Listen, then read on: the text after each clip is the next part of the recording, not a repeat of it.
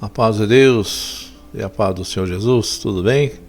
Estou aqui o vosso irmão Cristian Lorival, da comunidade, conhecido como Nova CCB, para um bate-papo cristão aqui, conversar de assuntos ligados à fé, né, à religião, ligado a Cristo, né? Alguns perguntam sobre se nós somos crentes, né? Nós falamos que somos crentes, e alguns falam, crente é todo aquele que crê, né? Até o diabo é crente, quem crê em alguma coisa. Então nos embate, mas professamos a fé no Senhor Jesus como nosso suficiente Salvador, né? Irmão, com o passar do tempo a gente também começa a buscar mais conhecimento, mais coisas históricas, né? E o poder e a religião, ela está presente na sociedade, nos países, na minha vida, na sua vida, no nosso país. E surgiu um movimento protestante. Para quem não sabe, os cristãos foram, né, só fazer uma recapitulação, foram perseguidos, foram condenados, foram julgados, foram sentenciados, foram mortos por governos que sucederam após Cristo, né? Historicamente, lá em Roma, vamos dizer assim, que dominava o mundo naquela época. E diz a história que no ano 300 surgiu lá alguém que se converteu ao cristianismo, que é Constantino, né? Não vou entrar nos méritos, eu não conheço muito coisa da história dele, né? Mais ou menos por cima é isso. E declarou que o cristianismo era a religião oficial. Então todos passou a ser cristão e Roma passou a ser a sede mundial da fé. Estou aqui para condenar os católicos, não importa. Aí depois de tantos anos de governos religiosos através de um sistema aliado com os governantes, né? Porque a igreja funcionava dessa maneira, aliado com os governantes, né? Tinha um apoio, tinha a solidariedade um do outro, né? Surgiu os reformadores, né? Porque com o passar do tempo o homem vai fugindo um pouquinho dos ensinos e, lógico, assim como toda ajuntamento, com o passar do tempo, a pessoa se distancia de Deus, distancia também dos ensinos. E começou a surgir os movimentos protestantes, né? Um dos mais conhecidos a gente conhece como Lutero, depois a Calvino, né? Então, diz que a história, esse monge agostiniano, que enfrentou a igreja no século XVI, né? 1600 mais ou menos, 1500, 1600, 1500, e é conhecida por todos, Martinho Lutero, né? Antigamente no Inário 4, se vocês lembrarem, tinha um hino que na letra original acho que é Castelo Forte, né? E era tido Forte Rocha, era um hino de Lutero, né? Que ele tinha composto. E o pessoal cantava esse hino aí do Par de Martim Lutero, né? Então esse movimento, irmão, que tinha como principal objetivo a reforma da igreja, né? A igreja de Roma, muitas coisas que eles estavam errado. E a disputa de Lutero com Roma, ela foi até as últimas consequências, porque o sistema não quis, né? Porque esse contou com o apoio dos príncipes, que deram então a um monte de condições políticas.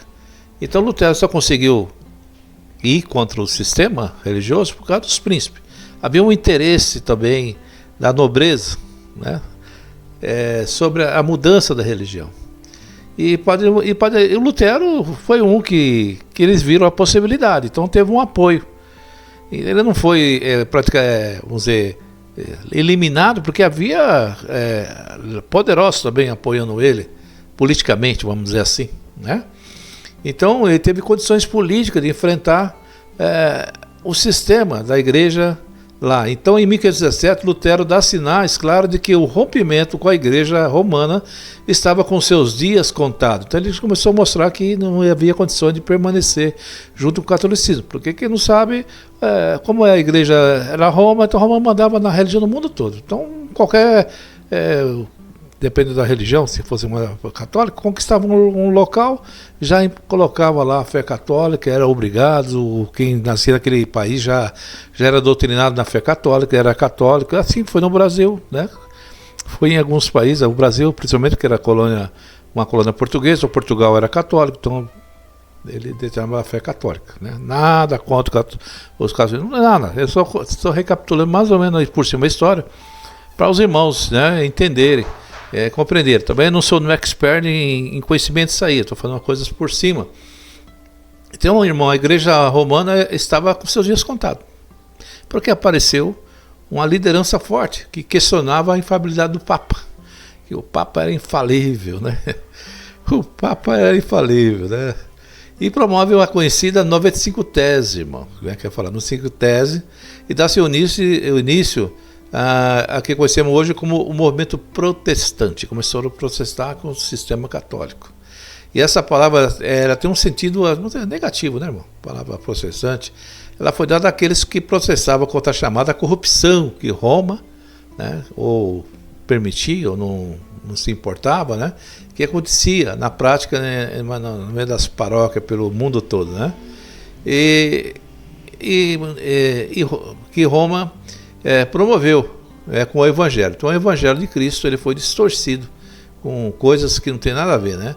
E a partir daí é que o termo protestante ganhou um sentido, vamos dizer, uma polêmica, né? Uma disputa, mas também em referência de ato de resistir diante a essa condição estabelecida por Roma. Ainda que a reforma conhecida como luterana seja mais evidente, é bom frisar que antes de Lutero já havia outros, né, protestantes, né, protestantismo, ou seja, movimento fora da Alemanha que reivindicava pautas parecidas com a de Lutero. Então ele não era o primeiro a idealizar, já havia, sabe, havia um burburinho há muito tempo, pessoas se manifestando, mas não tinha a repercussão política que Lutero teve. Então, com diferenças, né, falando pontuais, como pauta comum, em diferentes momentos, foi reivindicar a centralidade da Escritura, de erro da Igreja Romana, ainda que Lutero tenha tido a sua parcela significativa para o desenvolvimento do movimento protestante, foi com Calvino. Aí surge esse personagem aí, bendito, tal de Calvino, né, que hoje alguns crentes aí ficam defendendo, né? Mas, irmãos, são tudo homens, hein? Tudo sujeito a falhas e a deslizes. E alguns anos depois que esse segmento do cristianismo ganhou força, a proporção mundial a partir da interpretação doutrinária.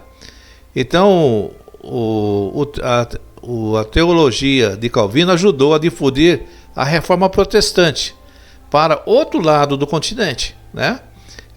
O que conhecemos hoje como Reino Unido, na Escócia, os presbiterianos surgiram com a força na Holanda, os calvinistas também se fizeram presentes através da Igreja Reformada. Aí surge a Igreja Reformada, essa aí que os irmãos da CCB estão correndo para lá, né? Cuidado, irmão. A Igreja Reformada holandesa. E na Inglaterra, a teologia dos puritanos foi predominante. Surgimento daí os separatistas, depois um grupo resistente dentro da igreja estatal, migrados para o que é hoje os Estados Unidos. Então você vê que a religião de Cristo, o Evangelho foi esquartejado, né, irmão? Cristo foi crucificado e esquartejaram o Evangelho, né? O interesse político, o interesse de governos, né? Até esse momento, os personagens que deram o impulso para a reforma, o protestante, se concentraram em aspectos teológicos e políticos, né? A radicalização do discurso da reforma veio com as chamadas radicais, protestantes radicais de Munstizer, aos ingleses. Dentre os radicais, o destaque é para Thomas Munstizer. Esse travou um conflito acentuado com Lutero por conta da questão dos camponeses. Dividiu resistência, lutou contra sentiu empaticamente as condições dos camponeses explorados pelos senhores da terra. Então, o irmão já entrou no lado político, entrou guerra, entrou confusão. Pode pensar o que acontecia naquela época, dessa idade aí, né? Surgiu muitos problemas, irmão. Mas tinha um apoio de algumas lideranças que tinham interesses políticos. Infelizmente, tem os interesses políticos por trás da fé da religião. E confrontou essa realidade com a sua teologia da leitura da Bíblia, né? A equação de duas questões resultou em um rompimento com Lutero e uma tomada de decisão ao lado dos camponeses, tendo como consequência a violência como último recurso para ver acabar a opressão, o descanso contra a terra. Camponeses por parte dos príncipes, o movimento foi dizimado. Um outro ponto da história dos radicais está na Inglaterra dos anglicanos. Esse outro ramo da reforma protestante cedeu com o rei Henrique VIII, aquele rei que queria divorciar e a igreja não queria permitir, né? que rompeu com a Igreja de Roma quando decidiu pelo divórcio com a Catarina de Aragão.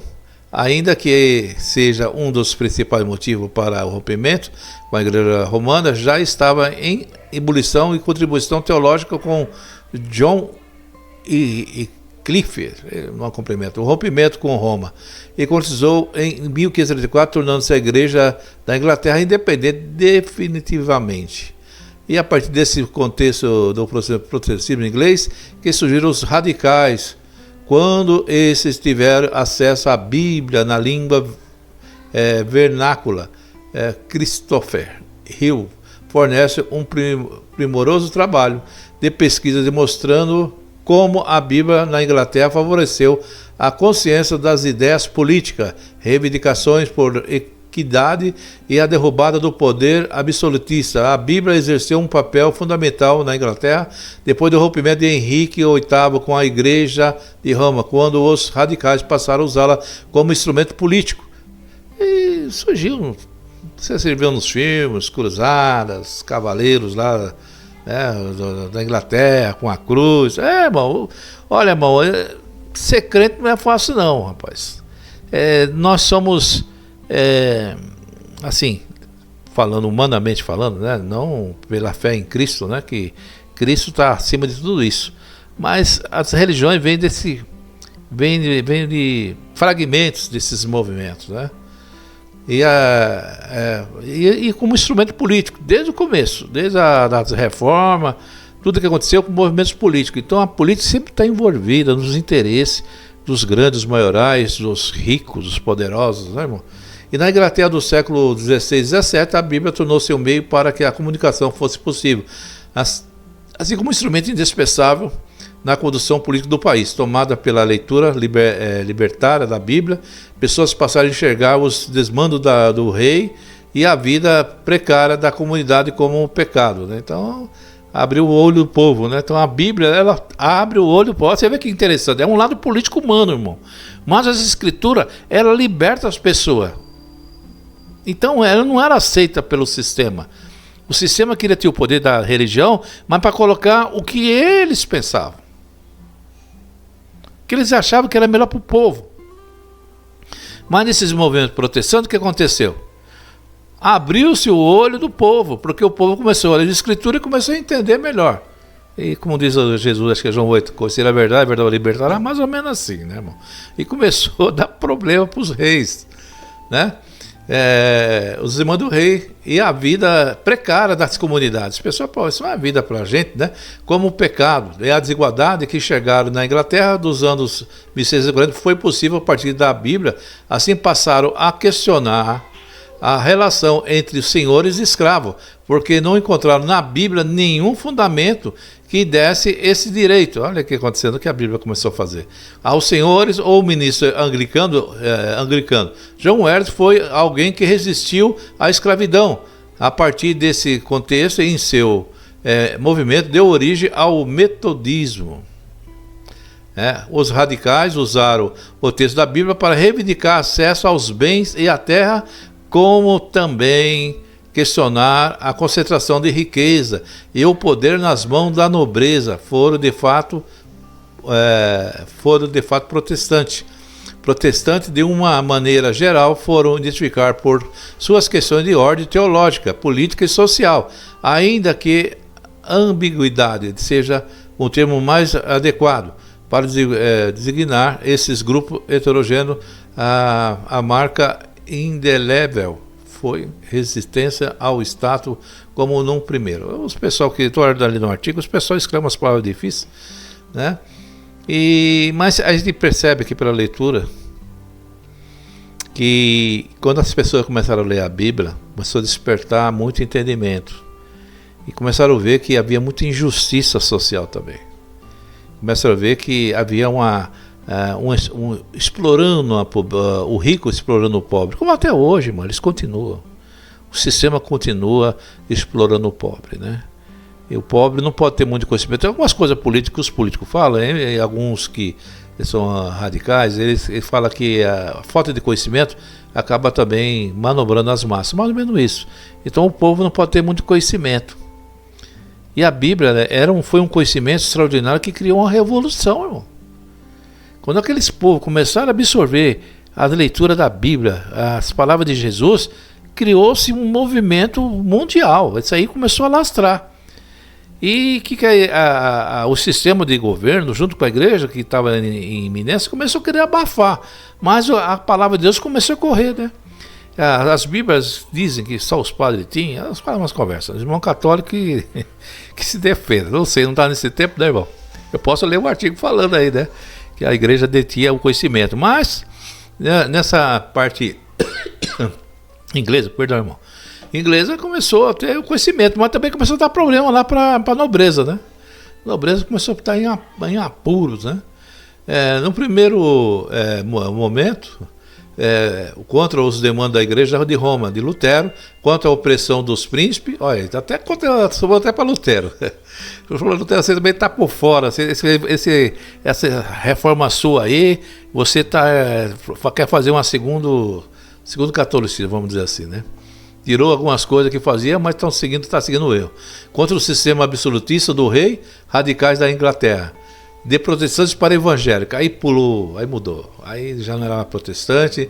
Agora, quando focamos no termos protestante e evangélico, percebemos que polissemias dos conceitos no contexto mundial.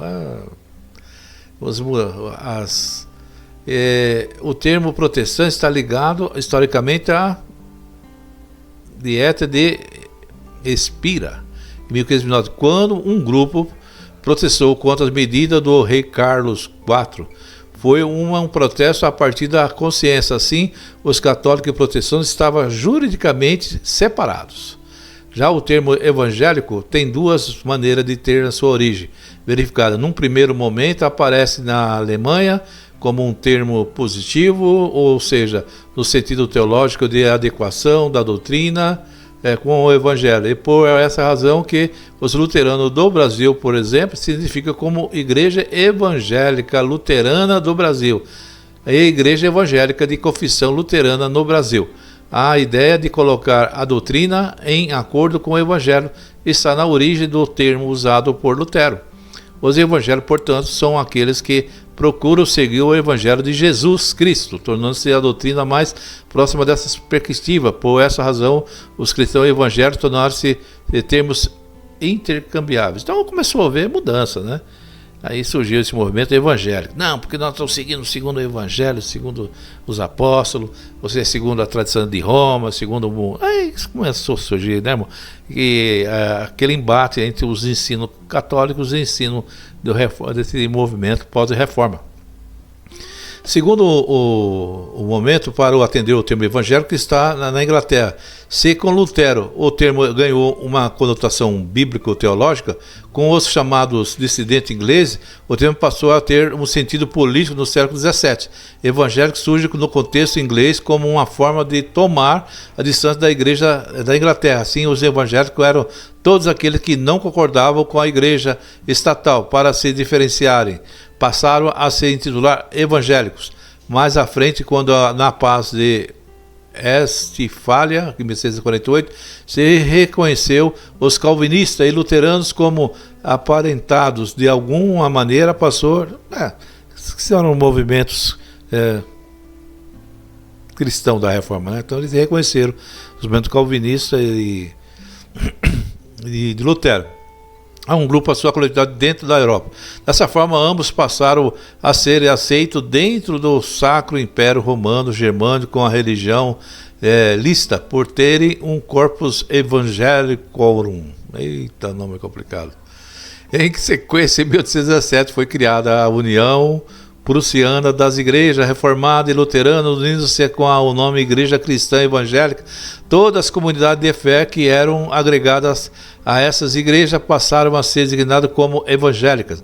Desse modo, percebemos que o termo protestante foi uma designação para fora do grupo, dizendo a Igreja Católica Romana, ou seja, um termo para marcar a posição diante das questões que envolviam as controvérsias com Roma. Então, no primeiro momento era protestante, porque protestava contra Roma.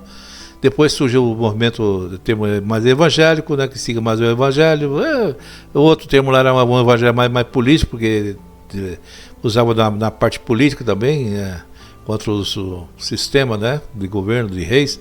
No contexto mundial, o termo protestante está relacionado com a questão polêmica e a tomada de posição teológica. Já no termo evangélico tem uma função agregadora para dentro do grupo, no sentido de favorecer uma certa unidade entre as denominações, preservando a diferença de cada um, mas também unindo-se em aspectos comuns. Protestante evangélico no Brasil.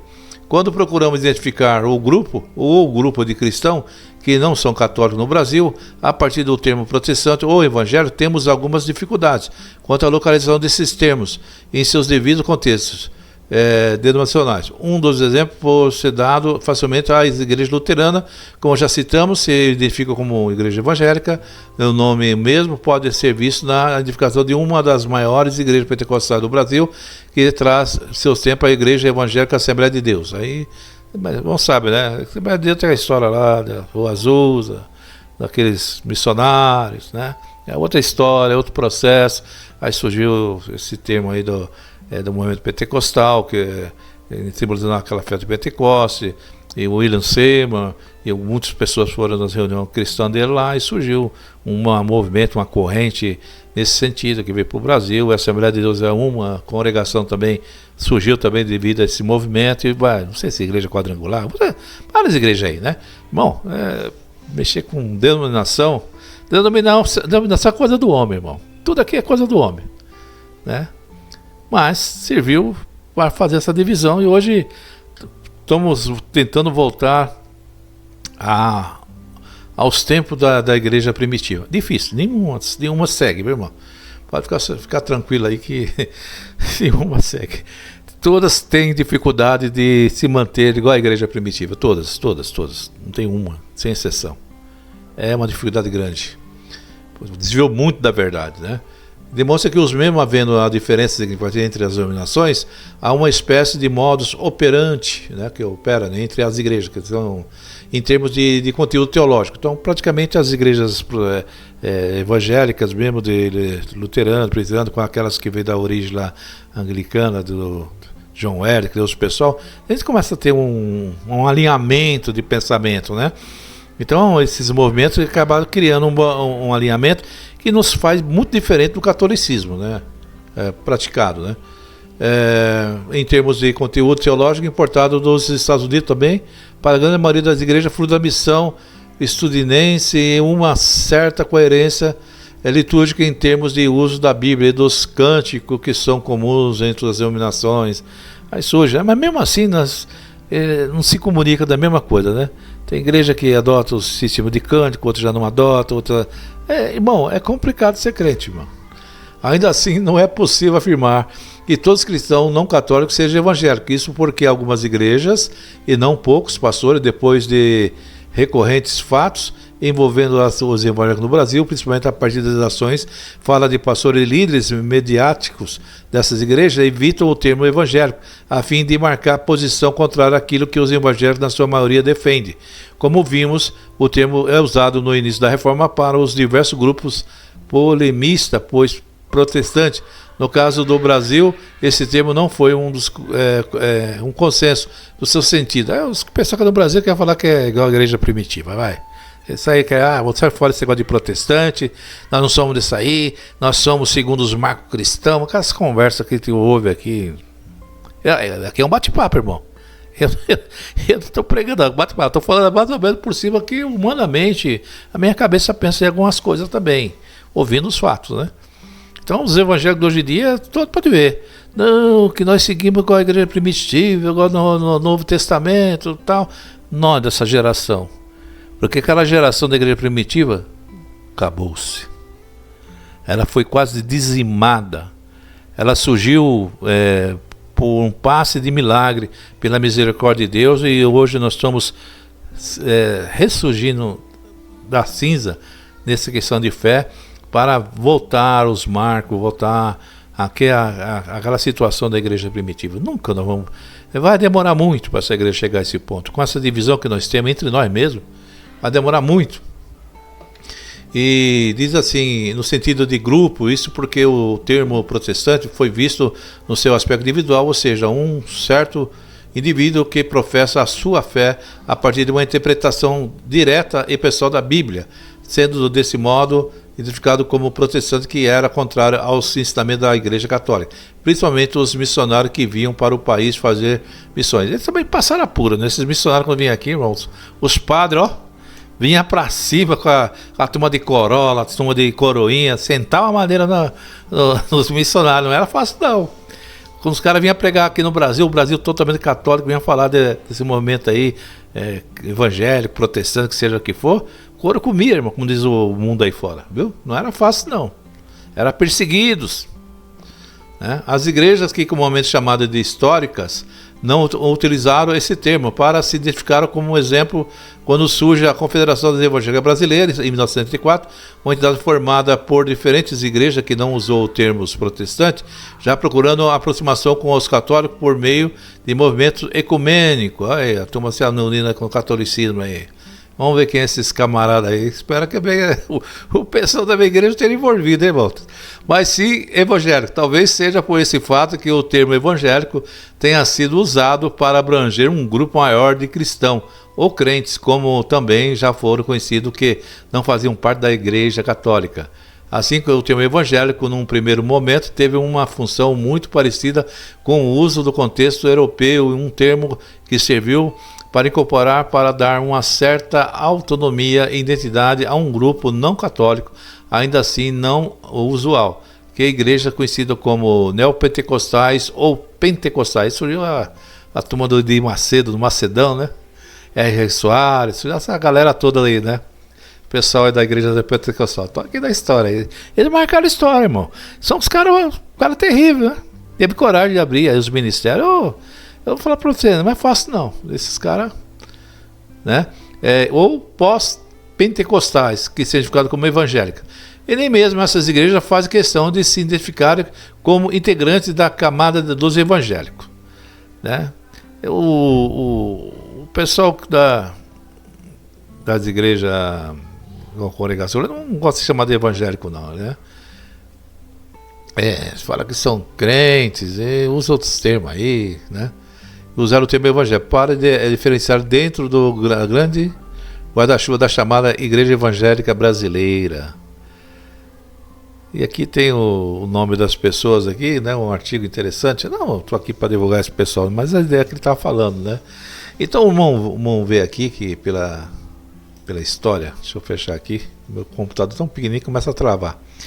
Então, meus queridos irmãos, então você vê que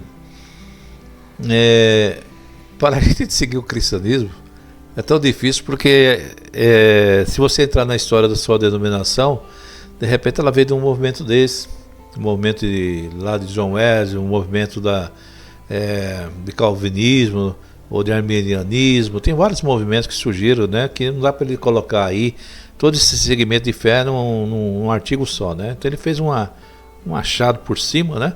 Então o catolicismo, na verdade, foi uma imposição, né, irmão? E houve uma deturpação com alguns ensinos, e surgiu alguém ali que protestou, mas ele só deu crescimento porque teve apoio de lideranças políticas, de governos, de interesses também, né?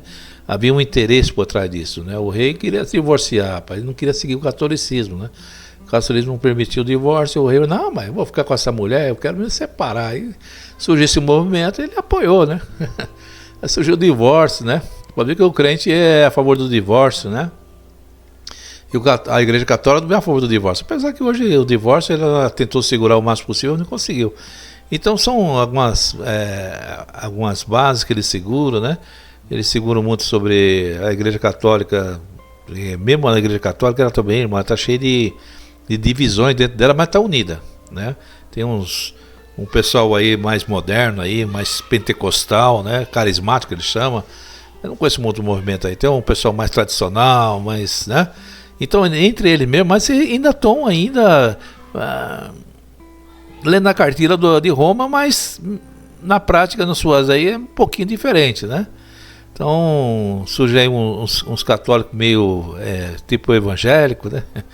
Cantando música evangélica, então pregando igual os evangélicos, sem aquela aquele sermão dos padres como era antigamente, na forma tradicional, ou falando lá em, sei lá como é que latim. Então, irmão, a religião é uma coisa difícil. Todo esse bate-papo que eu falei com você é para falar para você que a verdade está nas Escrituras Sagradas, que a verdade está na Bíblia, que está em Gênesis, Apocalipse, pelo menos os 60 livros que nós cremos. A Igreja Católica tem uns 72 que eles crê, alguns livros a mais, que nós chamamos de apocrífos, que não foi passado no canon. Então, irmão, eu quero falar para você que se você quer servir a Cristo, existe uma regra, irmão. É a Bíblia, é a Palavra de Deus. Então eu incentivo você a ler as Escrituras Sagradas, a ler a Bíblia, a ler a história de Jesus. Eu creio que aquele Espírito Santo, aquele que Jesus mandou, que ia ensinar, que ia apacentar o homem, de certa forma, né, no seu entendimento, no conhecimento, ele está aí para te ajudar também. Se você se apegar nas denominações tem as suas histórias e tem os seus erros, a sua atrapalhada. Eu falo para você católico também, né? Não se espelhe em igreja, em denominação de católico. Não, se você quer servir a Deus lá na católica, você siga. Mas se firme na verdade que é a palavra de Deus. Se firme nas Escrituras, nos ensinos de Jesus, nos ensinos dos apóstolos, né? Então eu falo para você metodista, você que é da neopentecostal, você que vai na igreja do Macedão aí, do Valdemiro Santiago, o Genoduque, né? Tem vários líderes aí, R. Soares, né? Tem igrejas neopentecostal. Você que vai nas igrejas da Assembleia de Deus, Ministério Madureira, Belém, do pastor não sei quem lá, que cada um tem um cacique, né, irmão? Essas igrejas tem um cacique. Você vai na congregação, que agora tem um outro cacique, o irmão Luiz aí, né? Carlos Feitosa, sei lá como é o nome do camarada aí. Como é que chama o nosso irmão lá, o Marçola saiu, né? Ou se vai na comunidade, né? Tem lá o irmão Isaías, nós somos o projeto Resgate, o projeto que abraçamos os irmãos que saem da União Cristã. Mas não importa o ministério que você está indo aí, que você vá, eu te falo para você, se firma nas Escrituras Sagradas, se firma na Bíblia, na verdade que é a palavra de Deus, que diz assim uma parte da Bíblia, dos céus passará, mas da minha palavra não passará. Da verdade que é Jesus, ninguém vai passar. Nem a Assembleia, nem a congregação, nem Deus Amor, nem a católica, nem a... Você vê, a verdade é a palavra de Deus. É a Bíblia Sagrada, ela que liberta. Conhecerei a verdade o libertará. Então você quer ser liberto, você quer ter uma liberdade em Cristo, né? Leia as Escrituras, leia a Bíblia. O meu relato de bate-papo cristão, para falar para você mais ou menos por cima, o que é a fé, o que é a denominação, o que é... Porque se eu pregar aqui a comunidade para você, eu vou pregar uma história, não. Eu tenho que pregar Cristo, né? Eu tenho que pregar que Jesus, o Salvador, né? Mas se você gostar da nossa reunião cristã, amém, glória a Deus, né? Você é bem-vindo, eu te recebo como irmão em Cristo, né? Eu também aqui não estou aqui para falar para você que é da igreja do Macedão, que está errado, né? Você tem neurônios, tem entendimento para pensar, e o Espírito Santo de Deus vai te revelar se você deve continuar lá ou não, se você deve continuar ou não na congregação, na Assembleia, na Adventista. Então, para que você tenha uma escolha certa, eu te aconselho que você leia a Bíblia, leia as Escrituras Sagradas. Talvez você vai encontrar muitas pessoas que falam da Bíblia, que sabem mais do que eu. Eu vou falar, isso, coitado daquele velhinho lá, não sabe de nada. Não entende nada aquele velhinho lá, está falando essa grossa, essa bobeira. Porque é assim no meio evangélico, né, irmão? Um acha que é mais sabido que o outro. Claro que eu vejo que esses homens têm alguns conhecimentos, e outras, de certa forma, um aprende com o outro, né? Mas uma coisa eles vão dizer para você que eu não estou errado. A verdade está na Bíblia, está nas Escrituras, leia bastante ela, né? Estude assim como aprendizado, como uma forma de crescer, de se evoluir.